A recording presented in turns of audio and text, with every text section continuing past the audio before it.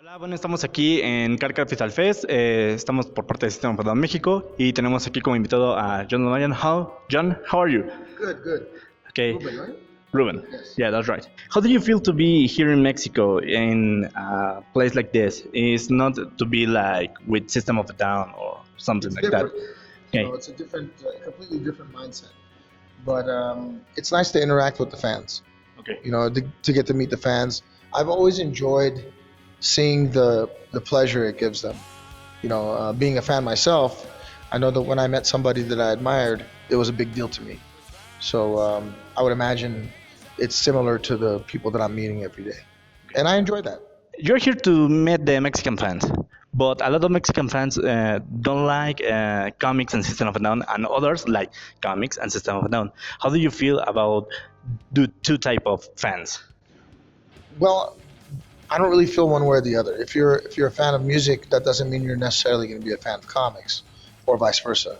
You know, and there's a lot more people that have never heard of System of a Down or don't like System of a Down than there are that do like it. But like everything else in life, you cater to what you like. You know, there's bands that I like, maybe you don't like them. That doesn't mean it's any less relevant for me. You know, and it's the same thing for our fans. Now, I think there are quite a few that are also interested in comic books, at least more in the United States.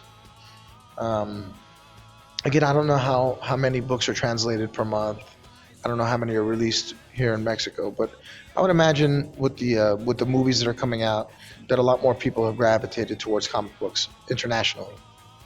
Even though it's been massive in the United States for it's in 10 more years it'll be almost 100 years.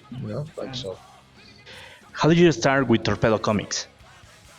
Torpedo Comics is well, I guess before it wasn't called Torpedo Comics, but the way I got involved in selling comics for a living is that when I was about 18 years old, I couldn't afford my new comics anymore. And I didn't feel comfortable asking my parents as an 18-year-old for comic book money. At a certain point, you have to be self-sufficient. So my only recourse was I had all these old comics, and I started to sell them. And that's how I bought new comics. And then, because I always knew I wanted to be a musician, professionally. I didn't pursue like school. I didn't pursue a career in something else. I got a lot of jobs, but nothing was a career. And I kind of put all my effort into becoming the best drummer that I could possibly be at the time.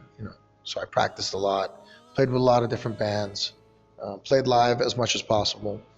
And these experiences enabled me to become a better musician so that eventually when we did become signed, I had an advantage over a lot of the other people that I knew, and that I stuck with it as well. So really it was just a matter of I wanted to do something that I really loved doing, no matter what it was. If it was music, comics, whatever. You only do this I only for do love. things that I love. So I love comics, always have loved comics, and I wanted to create something that is rare. Like a lot of the comics that I have are rare. And I wanted to create an experience for the people that were coming to our shop, which encapsulated how I felt the first time I walked into a comic book store. Because the first time I walked in, I was looking around and I was mesmerized by it, So I wanted young adults, kids, and older people to walk into my store and have that same feeling. You're going to sell here something, or you're going to buy something here? I looked around to buy, but I didn't see anything to buy. Okay. I did buy a bunch of the Jim Lee gold foil X-Men covers because they look exceptional. I think that's the best foil cover that I've ever seen. The colors are just perfect. Yeah. And they're each unique, but each incredible. I think they'll sell out. They're going to do very well.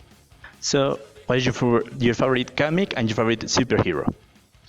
Well, my favorite comic book is Fantastic Four, and my favorite supervillain actually is Doctor Doom. That's my favorite character in all of comics. In all comics, All DC comics. Marvel comics, Doesn't matter, Doctor yeah. Doom. Mhm. If you have a chance to make a music band with the superheroes, who do you choose and why?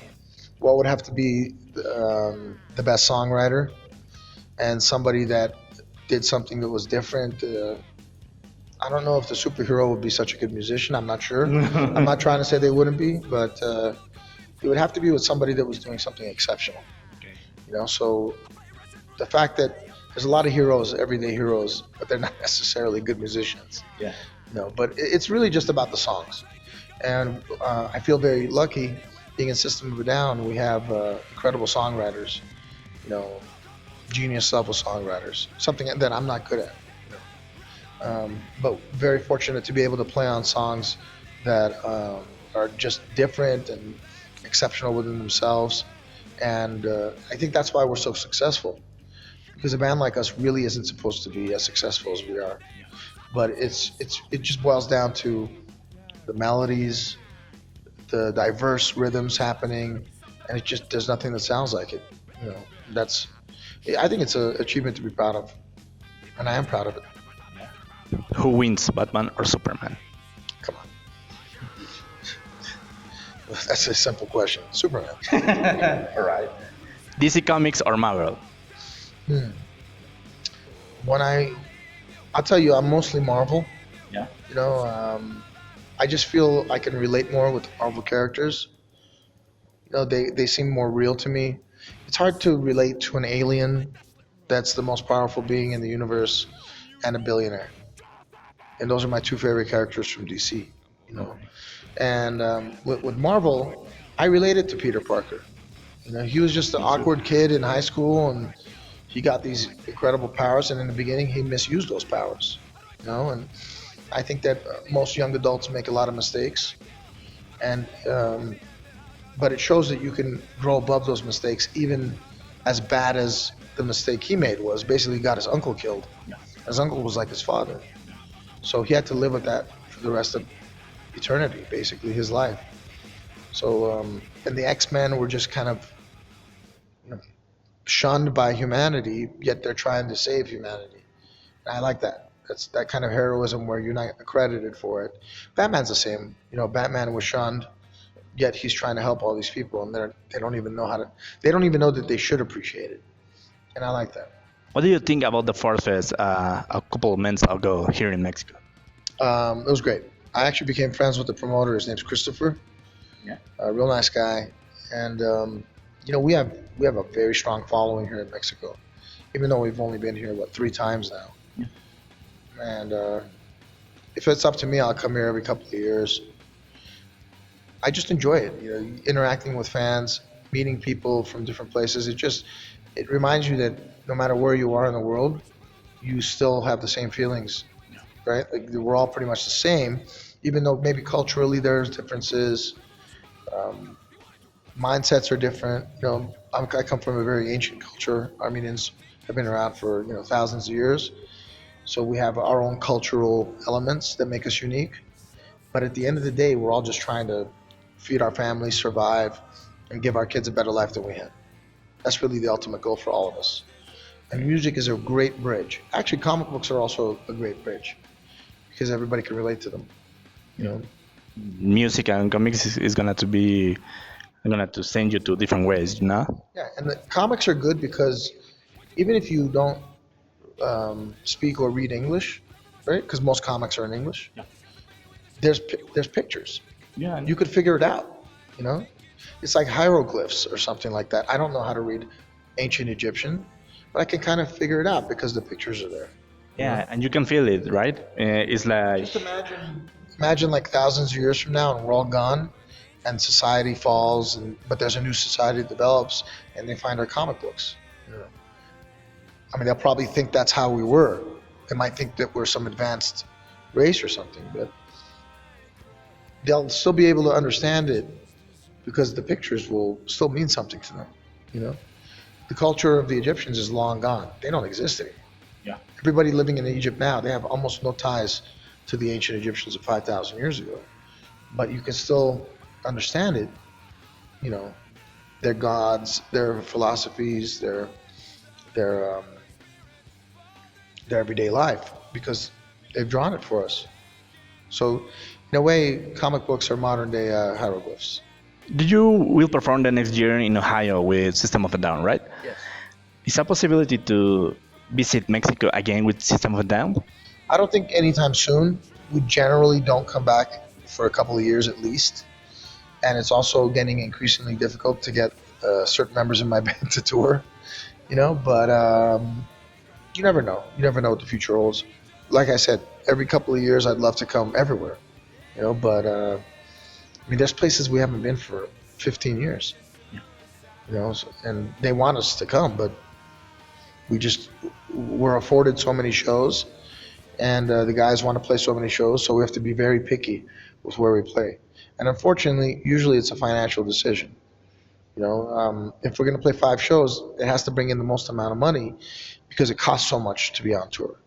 Like if you can imagine, it costs about $500,000 every week for us to tour. Yeah. So we have to be very selective of where we play. Otherwise, we'll owe money at the end of the tour. Yeah. What happened with Disgrace Man?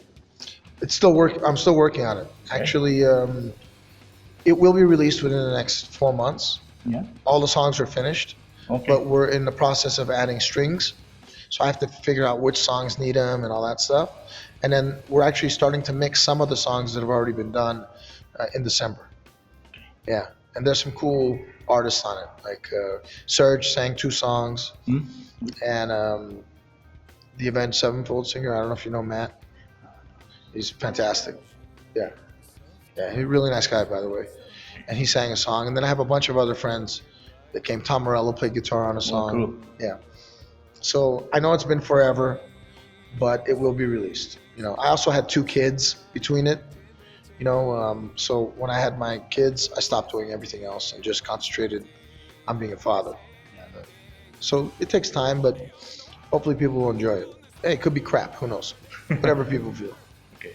Let's hope it's going to be a great record. John, thank you so much. You're very welcome. Thank you for sticking with us. Thank you for introducing us to your brothers and sisters and bringing in a new fan base for us of the generations. And we hope that our music is something that you enjoy forever, and pass it down to the generations. And we hope that it inspires you in one way or the other.